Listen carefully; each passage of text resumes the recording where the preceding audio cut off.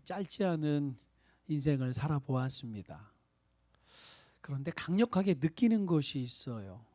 무엇이냐면요, 인생은 내 뜻대로 안 된다는 거예요. 인생을 살다 보면 원치 않게 어려움을 당할 때가 있습니다. 마치 도적이 갑자기 임하는 것처럼 갑자기 어려움이 임할 때가 있습니다. 이렇게 갑자기 당하는 어려움, 위기 앞에 어떻게 해야 할까요? 어떻게 해야 이 어려움을 이기고 이 땅에서 행복하게 살 수 있을까요? 오늘 본문 말씀을 보시면 제가 우리 사랑하는 성도님들에게 자주 표현하는 라마 나요시라는 그 말씀이 나오죠. 라마 나얏, 다윗이 사울의 눈을 피해 도망가였던 지역의 이름입니다. 다윗이 도피한 이 라마 나얏은 예루살렘으로 북쪽으로 8km 위에 있는 지역이에요. 우리 사랑하는 성도님들, 이스라엘 지도를 한 번쯤은 보셨을 거예요. 예루살렘이 있고 위에 갈릴리 바다가 있고 밑으로는 사해 바다가 있죠. 그래서 북이스라엘, 남유다라고 말을 하는 거예요. 북쪽 이스라엘 쪽으로 8km 위에 있는 작은 시골 마을입니다. 시골 마을이에요. 내세울 게 없습니다.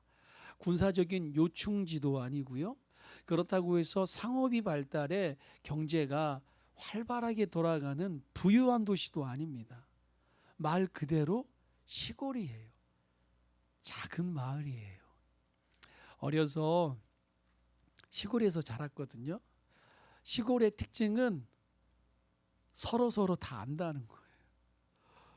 박 집사님 집에 숟가락이 몇 개 있는지 제가 다 알아요.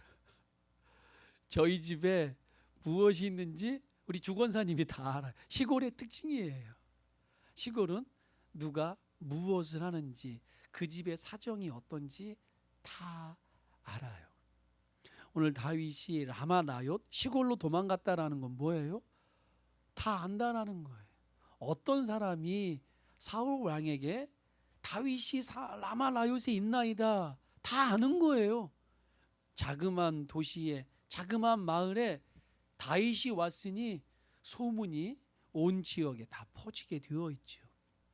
시골의 특징은 숨을 수 없다라는 거예요. 밝히 드러난다라는 것입니다. 특별히 다윗이 인생에 있어서 가장 큰 위기 아닙니까? 죽음의 위기예요. 왕이 장인 어른 아닙니까? 장인 어른이 이 사위를, 신하를 죽이려 군사를 보내고 있어요. 도망가려면 먼 나라, 큰 곳으로 도망가야 되잖아요.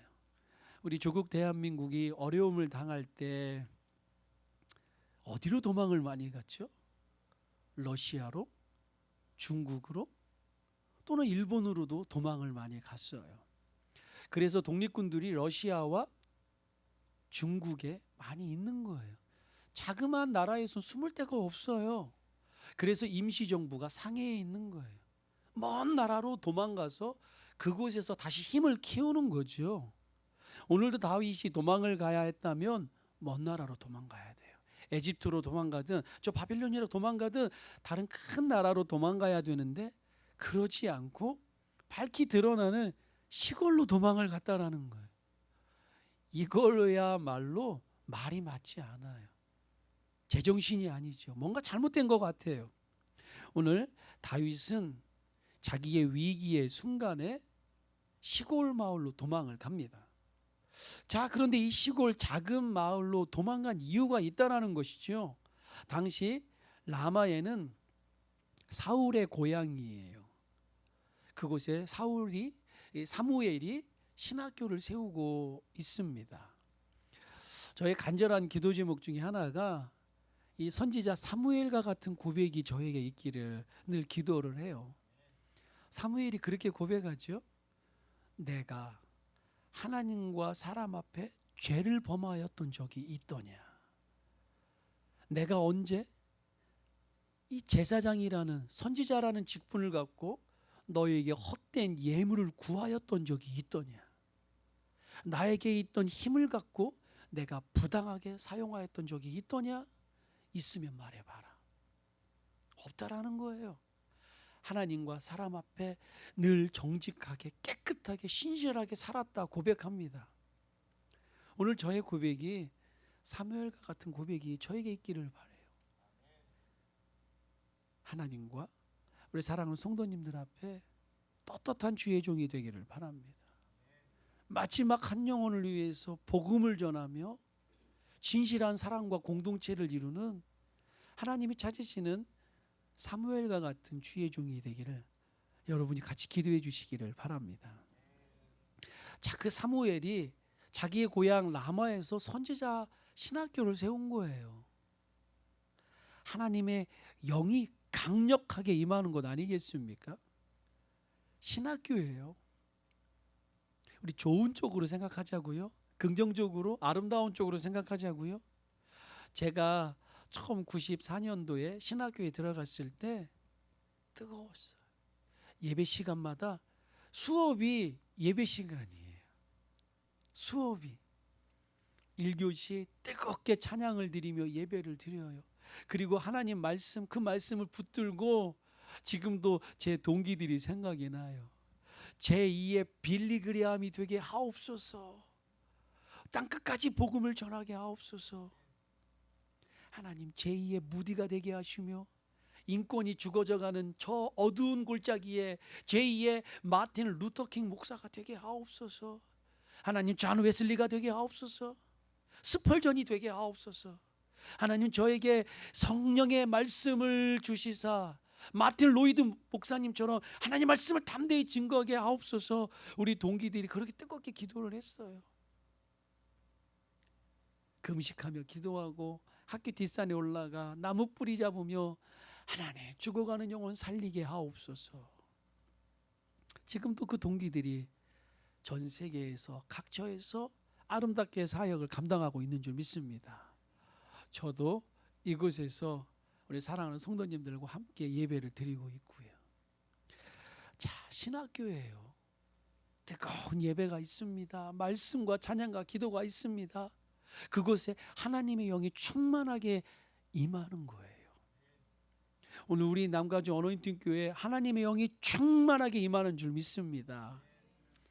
우리가 매주 금요일 날 그것을 경험을 해요. 지난 금요일에도 우리 목사님께서 오셨어요.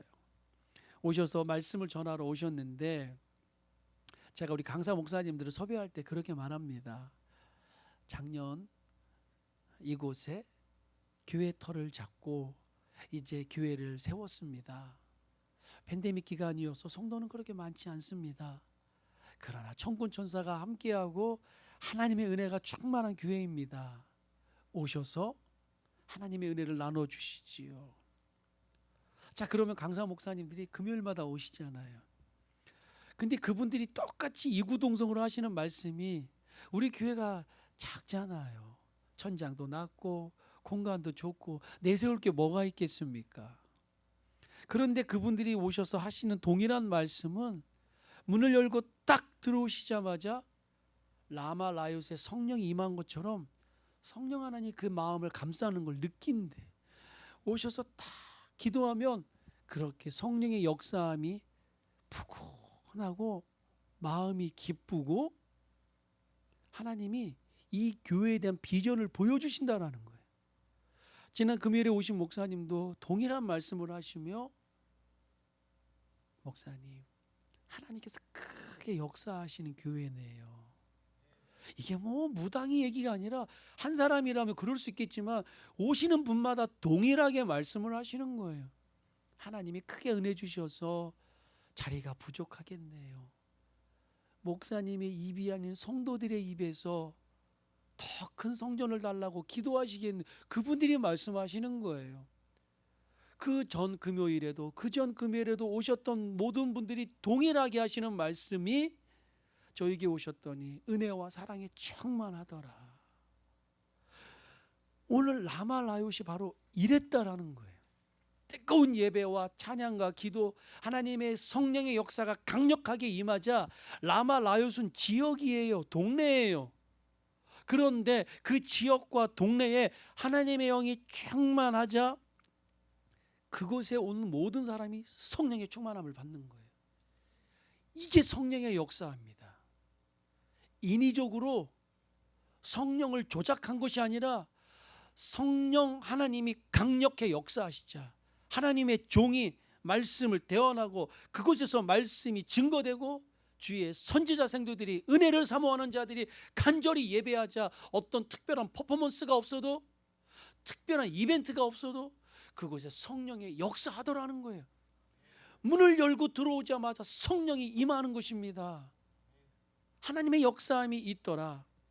오늘 본문에도 보시면 귀신 들린 사울 왕이 오잖아요. 그가 악신에 들려 미치광이처럼 발광하고 있죠. 어찌 자기 사위를 죽이려 합니까? 그가 악신이 들어 괴로워서 다윗을 통해서 수금 하프를 킬 때 하나님의 사람이 하프를 키자 귀신이 떠나가잖아요. 귀신이 하나님의 성령이 역사하자 귀신이 나가고 또 다윗이 그 자리를 비우자 다시 들어오고 이 귀신의 역사 아니겠습니까? 양신의 역사죠. 귀신에 들려 핍절한 인생, 곤고한 인생, 어려운 인생을 살던 이 사울 왕이 다윗을 잡으려 부하들을 보내죠. 몇 번 보냅니까? 3번을 보내요. 이걸 갖고 한국말에 하뭉차사라는 말이 있나요? 그죠? 하뭉에 전령들을 보냈더니 안 돌아오는 거예요. 2번째 보냈더니 안 돌아와요. 그래서 한국말에 하뭉차사라는 말이 있듯이 오늘 이 사울 왕이 다윗을 잡으러 전령들을 보낸 거예요. 가서 다윗을 잡아 와라. 전령들이 무장으로 갔습니다.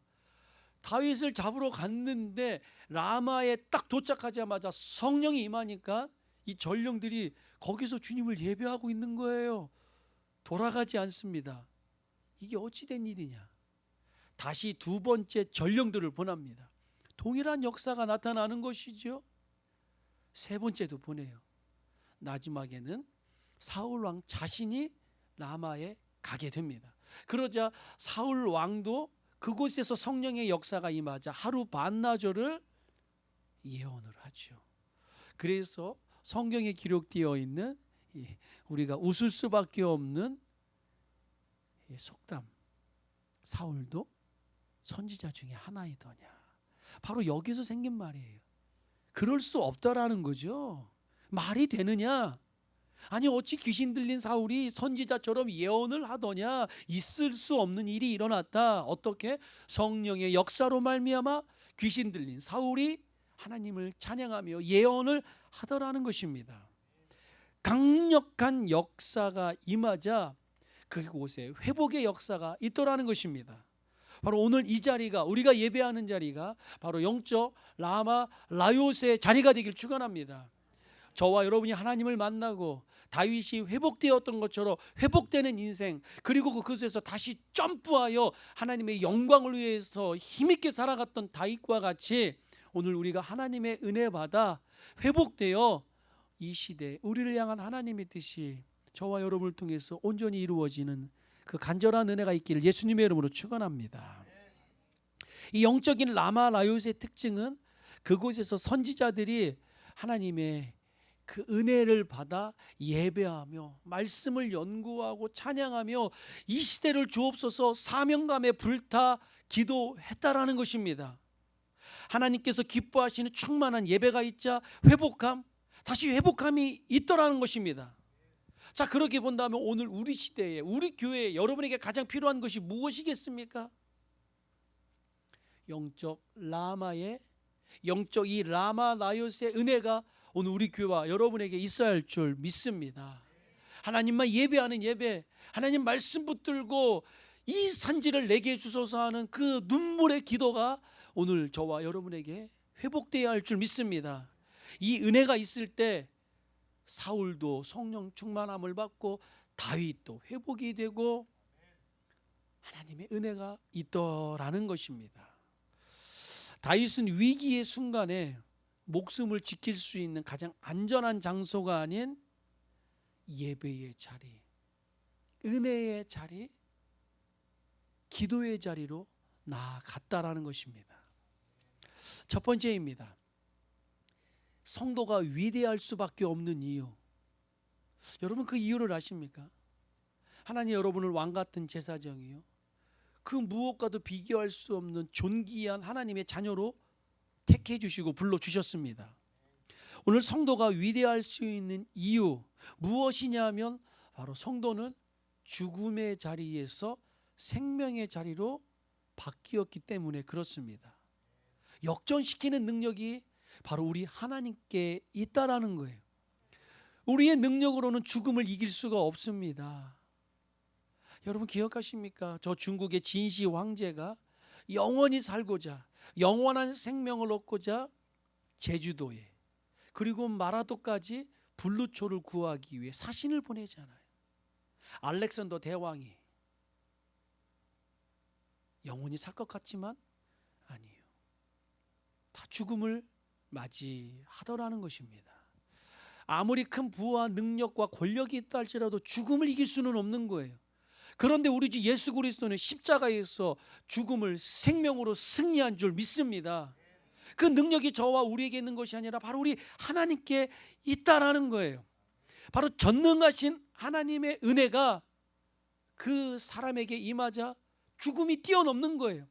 오늘 다윗이 죽음의 자리에 있습니다. 하나님의 은혜가 임하자 죽음의 자리에서 승리하여 사명자의 삶을 살아가더라는 거예요. 하나님께 쓰임받았던 사람들의 특징이 있는 것을 보게 돼요. 극심한 어려움 가운데 놓였던 경우가 참 많더라는 것입니다.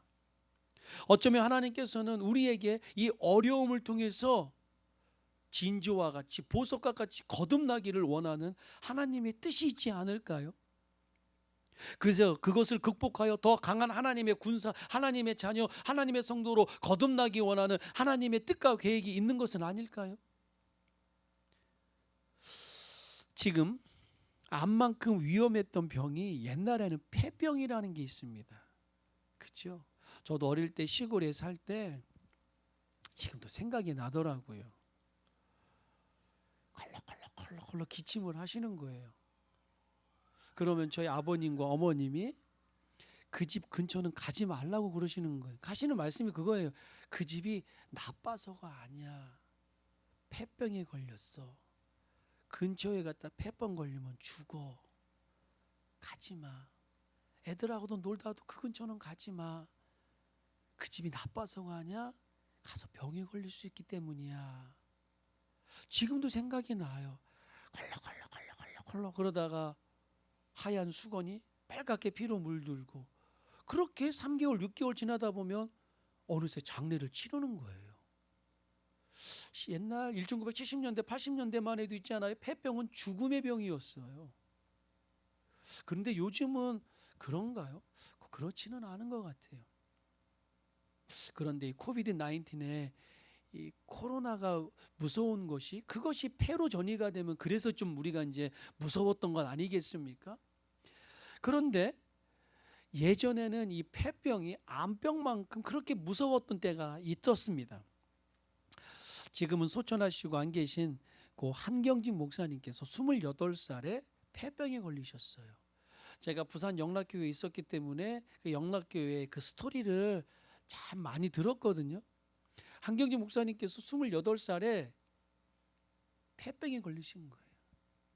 이제 죽음의 병 앞에 하나님께 눈물을 흘려 기도하고 회개하고 살려달라고 간절히 기도합니다.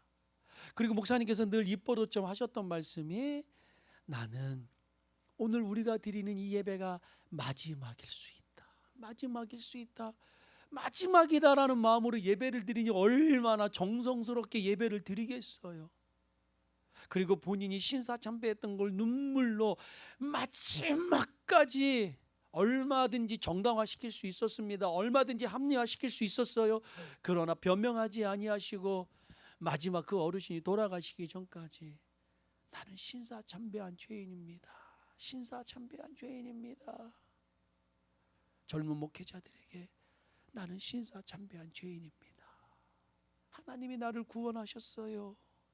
눈물 흘려 회개하셨던 목사님의 모습을 생각해 봅니다. 그리고 종교의 노벨상이라는 템플성 상을 받죠. 그 상을 받았다라는 것이 아니라 성자처럼 깨끗하게 사셨다라는 거예요. 또 저희 모교의 선배이신 윤석준 목사님께서 폐병에 걸리셨어요. 죽음 앞에 사모님과 이제 우리가 마지막 하나님께 기도합시다. 그리고 옛날에 삼각산에서 많이 기도했잖아요. 삼각산 올라가시는 거예요. 소나무 뿌리 뽑으면서 살려달라, 살려주옵소서, 살려주옵소서. 하나님께서 기적처럼 살려주세요. 죽음에서 구원받은 나는 죄인이다 그러시며 복음을 전하시고 담대하게 외치십니다. 저랑 같이 사역했던 이순자 전도사님이 계신데 이분이 윤석준 목사님과 신학교 동기시고 개척 멤버세요. 그래서 윤석준 목사님의 스토리를 누구보다 잘 아세요. 윤석준 목사님이 그렇게 치료받고 내려오셔서 기도하면 하나님의 역사가 강력하게 임하는 거예요. 노방전도를 다니고 가가호 집을 찾아다니며 복음을 전하는데 성령의 역사함이 있는 거예요. 이 집에 어떤 문제가 있겠구나. 이 집에 누가 아프구나. 깨달음을 주시는 거예요. 옛날이잖아요. 띵동 누르면 누구세요? 누군데? 하나님께서 지금 이 집에 이런 문제가 있다 말씀하시고 기도하라 말씀하시고 이 집에 이런 병이 있죠. 깜짝 놀라는 거죠.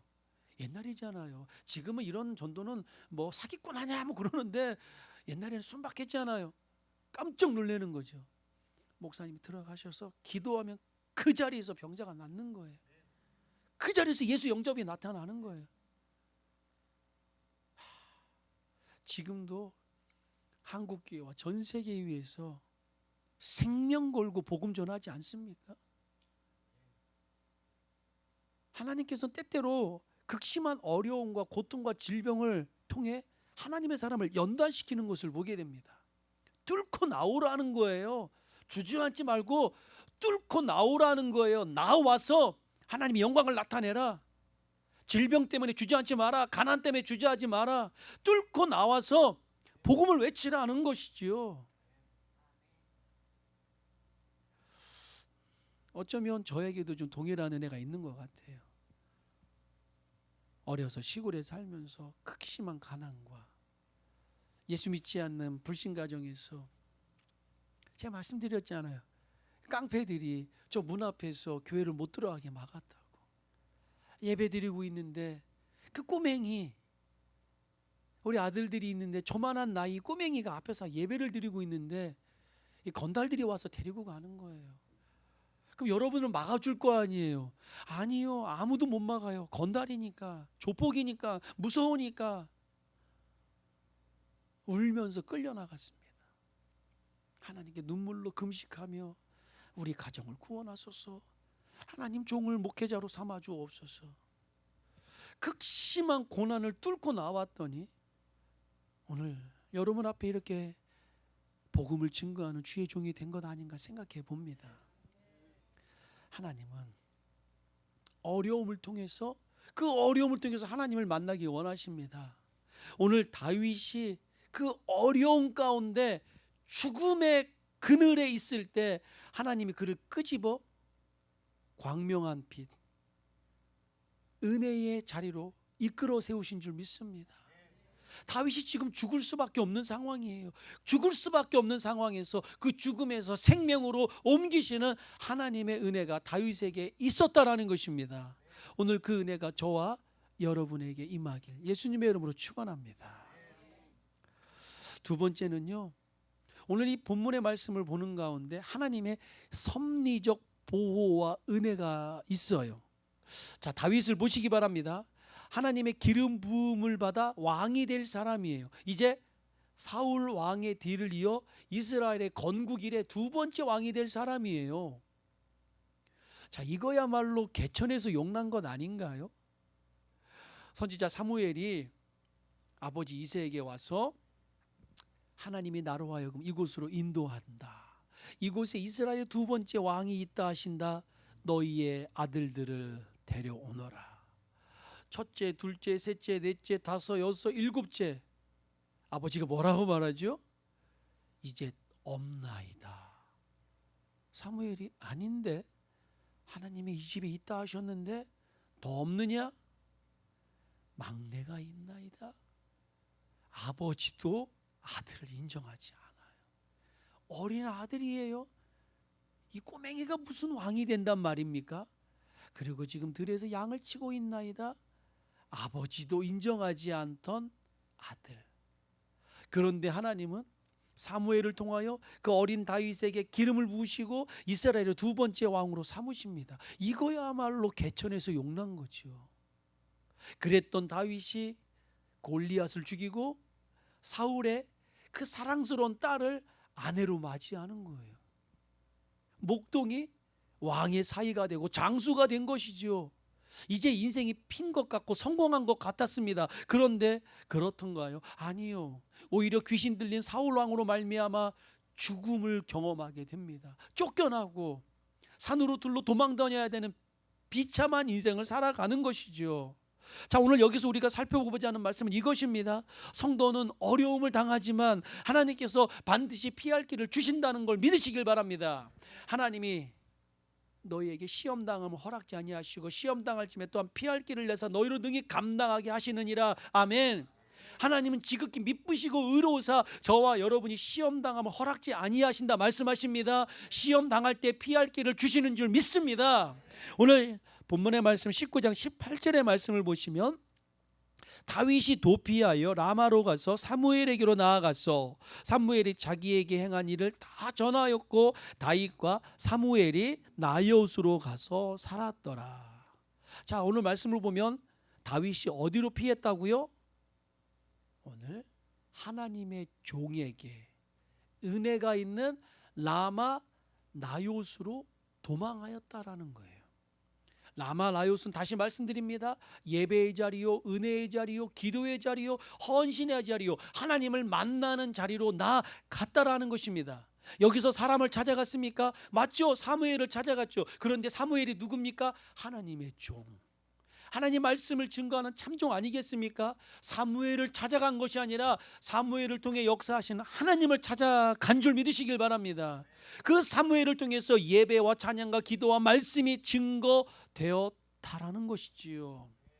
자, 그래서 하나님께서 어떻게 보호해 주십니까? 이것을 신학적인 용어로 뭐라고요? 하나님의 섭리적 보호, 하나님의 은혜의 자리로 갔더니 하나님께서 보호하셨다. 자, 이스라엘 백성이 출애굽한 다음에 저 가나안 땅까지 가는 기간 동안 홍해가 갈라지고 홍해를 건너는 기적을 맛봅니다. 대단한 건 아닙니까? 홍해 바다가 갈라진 거예요. 마른 땅같이 건넜습니다. 홍해 바다가 갈라진 것이 기적입니까? 기적이죠. 그러나 홍해 바다의 기적보다 더 큰 기적은 40년 동안 매일같이 일어났다라는 거예요. 홍해 바다는 원타임 한 번으로 끝났지만 40년 동안 하나님께서 이스라엘 백성을 낮에는 구름기둥 밤에는 불기둥으로 인도하십니다. 성경에서 200만 명이라고 하죠. 성경학자들은 혹은 300만 명으로 생각합니다. 60만 대군, 거기서 어린 아이, 또 전쟁에 참여하지 못하는 어르신들까지 포함하면 좋기 200만 명에서 300만 명이라는 거예요. 성경에서 숫자는 전쟁에 나가는 남자의 군인을 말하고 있죠. 전쟁에 나가 싸울 수 있는 사람이 60만 명이에요. 그러면 그 군인의 가족의 자녀들, 어미, 아비 200만 명에서 300만 명이에요. 그 200만 명에서 300만 명이나 되는 많은 사람이 매일같이 먹어야 되는 거예요. 매일같이. 그들이 하나님께 고기가 먹고 싶어요. 그랬더니 하나님께서 어떻게 하시죠? 토네이도 광풍을 불어서 이스라엘 백성의 무릎 위까지 쌓일 정도로 메추라기를 보내주십니다. 이 세상에서 아무리 좋은 옷, 집사님 아무리 좋은 옷이 40년 입을 수 있나요? 빨리 말씀하세요. 못 입습니다. 아무리 뭐 피에르가르댕, 뭐 버버리, 뭐 아무리 좋은 옷이라 할지라도 40년 못 입어요. 그런데 하나님께서 어떻게 하셨습니까? 40년 동안 옷이 헤이지 않고 신발이 닳지 않는 은혜를 주십니다. 그 200만 명, 300만 명이나 많은 사람이 반석에서 물을 나게 하시는 거예요. 40년 동안 매일같이 기적을 보여주신 줄 믿습니다. 오늘 본문의 말씀이 무엇입니까? 다윗이 위기에 놓였을 때 하나님께서 기적과 같이 지켜주셨다라는 거예요. 그 기적같이 지켜주시는 가운데는 하나님께서는 때때로 사람을 통해서도 역사하십니다. 사람을 통해서 역사하셨어요. 사무엘을 통해서 말씀을 주셨고 그의 절친 요나단을 통해서 보호하십니다. 함께 보시지는 않았지만 2절과 4절의 말씀을 보십니다. 그가, 여기서 말하는 그는 누구죠? 다윗의 친구 요나단. 그가 다윗에게 말하여 이르되 내 아버지 사울이 너를 죽이기를 꾀하시느니라. 그러므로 이제 청하노니 아침에 조심하여 은밀한 곳에 숨어 있으라. 요나단이 이제는 다윗에게 내일 아침까지 숨어 있으라 말하고, 이제는 그 요나단이 자기의 아버지 사울 왕에게 그러면 안 된다라고 중지하죠. 요나단이 그의 아버지 사울에게 다윗을 칭찬하여 이르되 원하건대 왕은 신하 다윗에게 범죄하지 마옵소서. 그는 왕께 득죄하지 아니하였고 그가 왕께 행한 일은 심히 선함이니이다. 하나님은 기적과 같이 먹이시고 입히시는 가운데 때때로 하나님은 사람을 통해서도 위로하시고 지키시고 보호하신다라는 거예요. 사울왕 앞에 요나단이 다윗을 변호해 줍니다. 오늘 우리가 어려움을 당할 때 아무도 우리를 도울 자가 없다고 생각하지 마십시오. 성령을 통해서 위로함을 주시고 기적과 같이 먹이시고 때로는 주의 종을 통해서 여러분을 위로하시며 성도 간의 아름다운 공동체를 세워 성도가 성도를 세우는 거예요. 저는 꿈꿉니다. 바로 우리 남가주 어노인팅 교회가 목회자를 통하여 여러분에게 하나님의 위로의 메시지가 증거되길 바랍니다. 그런데 그 말씀이 저에게만 증거되어야 할까요? 아니요. 때로는 여러분들이 저를 위로해 주셔야 돼요. 여러분이 저를 위해서 기도해 주시고 그것이 진정한 성도의 공동체가 아니겠습니까? 만나면 반갑고 만나면 사랑스럽고, 집사님 한 주간 동안 승리하셨습니다. 전도사님 승리하셨어요. 할렐루야. 보고 싶었어요. 서로 기도와주고 서로 세워주는 오늘 요나단 같은 은혜가, 사무엘과 같은 은혜가 저와 여러분에게 있어야 할 줄 믿습니다. 그래서 중요한 것이 뭐냐면 우리도 사무엘처럼, 우리도 요나단 같은 사람이 바로 돼야 한다라는 것이지요. 자, 그리고 또 하나님께서 어떻게 다윗을 보호해 주시냐? 사무엘상 19장 9절, 사울이 손에 단창을 가지고 그의 집에 앉았을 때에 여호와께서 부리시는 악령이 사울에게 접하였으므로 다윗이 손으로 수금을 탈 때에, 자, 여기서 전공을 보기 바랍니다. 오늘 사울 왕은 왕이에요. 장수예요. 창 던지기 국가대표입니다. 그의 전공은 창 던지기예요. 100번 던지면 100번 맞추어요. 그러니 장수죠. 사울 왕의 전공은 창 던지기예요. 오늘 19장 9절에서 다윗의 전공은 무엇입니까? 하프예요. 조금 아까 우리 예배 드리기 전 우리 큰아들이 기타를 치고 우리 데이빗이 하프를 켰죠. 이 하프라는 놈이요 굉장히 집중력을 발휘해요. 저와 여러분이 키면요 낑낑낑낑 소리밖에 안 나요. 그런데 데이빗이 키니까 그 아름다운 선율이 나오는 거예요. 왜 그렇습니까? 집중하는 거예요. 집중해서 흔드는 거예요. 아무나 그 소리가 안 나요. 집중해요. 집중해서 도를 누르고 소를 누르고 레를 누르는 거예요. 잘못 누르면 화음이 나오지 않습니다. 그림이 그려지십니까? 사울 왕은 다윗을 죽이러 창을 들고 있고 다윗은 하프를 키며, 아마 제가 그림을 그려보았더니 고개를 숙이고 있었을 것 같아요. 이렇게 고개를 숙이며 하프를 뜯고 있었을 것 같아요. 피할 겨를이 없죠. 던지면 맞는 거예요. 그러나 하나님이 그 죽음의 위기 가운데서도 하나님의 사람 다윗을 지켜주신 줄 믿습니다. 여러분 걱정하지 마십시오. 하나님의 은혜가 여러분과 함께 하시는 줄 믿습니다. 왜 안 맞았습니까? 다윗이 잘 도망가서요? 아니요. 사울이 실수해서요? 아니요. 그 상황 가운데 하나님이 다윗을 건져주신 거예요. 하나님이 지켜주신 줄 믿으시길 바랍니다. 세 번째, 오늘 본문의 말씀을 보시면 그럼에도 불구하고 순종하고 하나님의 때를 기다리는 다윗을 보게 됩니다. 자, 우리가 하나님 앞에 기도할 것이 이것인데요, 억지 부리지 말고 하나님의 때를 기다리고 순종하는 것입니다. 다윗의 위대성이 바로 여기에 있어요. 다윗이 하고 싶었던 일, 평생의 소원이 무엇입니까? 성전 건축. 다윗은 성전 건축에 목숨 건 사람이에요. 가장 좋은 것이 있으면 언제든지 킵해 놓는 거예요. 언제든지 자기의 곳간에 들여놓고, 그렇죠? 벳세메스에서 법궤가 올 때 나곤의 타작마당에 머무르잖아요. 그때 다시 법궤를 예루살렘으로 갖고 올 때 나곤의 타작마당에서 나곤이 그래요. 왕이요, 그냥 가져가소서. 그냥 가져가소서. 왕이 말합니다. 절대 그럴 수 없느니라. 상당한 값어치로 웃돈을 줘서 그 나곤의 타작마당을 사버리는 거예요.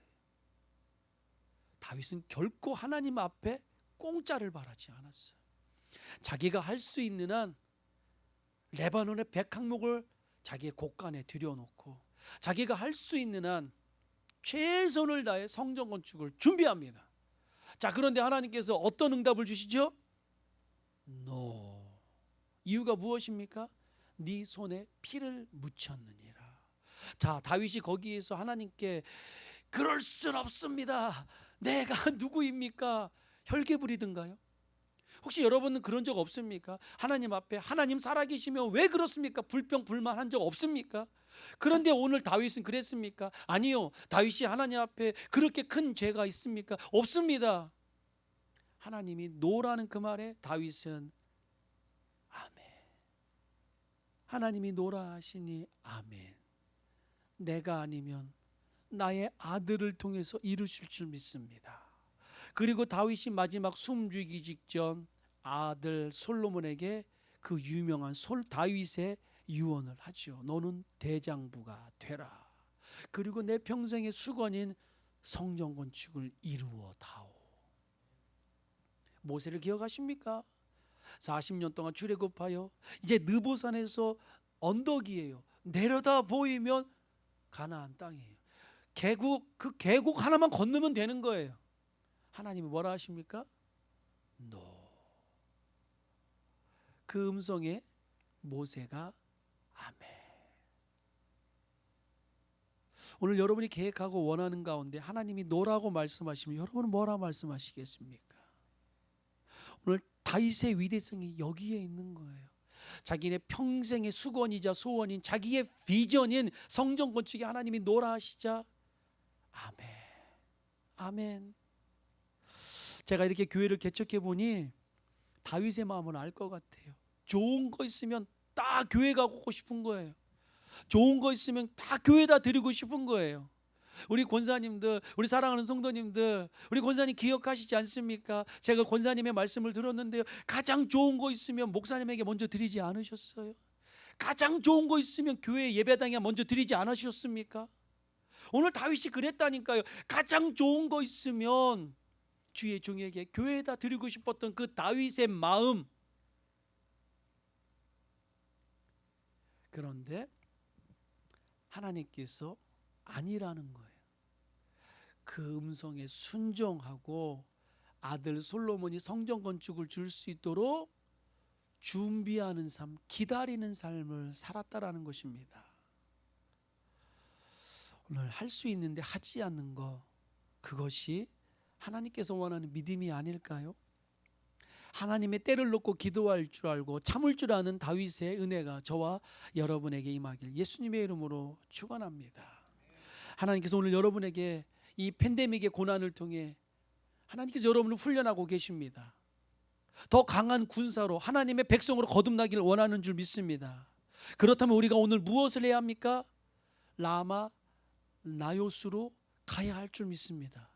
그 라마 라요스는 어떤 자리입니까? 예배의 자리요, 기도의 자리요, 기다림의 자리요, 순종의 자리인 줄 믿습니다. 세상의 자리, 세상의 영광이 아닌 볼품없고 연약한 자리라 할지라도 그 자리는 예배의 자리요, 기도의 자리요, 순종의 자리로 나아갈 때 하나님께서 라마 라요스에서 역전하는 인생, 회복하는 인생, 다시 준비하는 인생을 살게 하는 줄 믿습니다. 오늘 저와 여러분이 우리의 삶을 다 하나님께 맡기고 위기를 만났을 때 사람을 찾아가거나 환경을 따라가는 것이 아니라 오늘 다윗과 같이 라마 나요스로 나오시길 축원합니다. 그 라마 나요스는 바로 이곳이 될 수 있습니다. 예배의 자리가, 기도의 자리요, 헌신의 자리요, 사랑의 자리가 바로 이 자리가 아닐까요? 오늘 다윗과 같이 위기를 만났을 때 라마 나요스로 발걸음을 옮기는 은혜가 저와 여러분에게 있기를 예수님의 이름으로 축원합니다.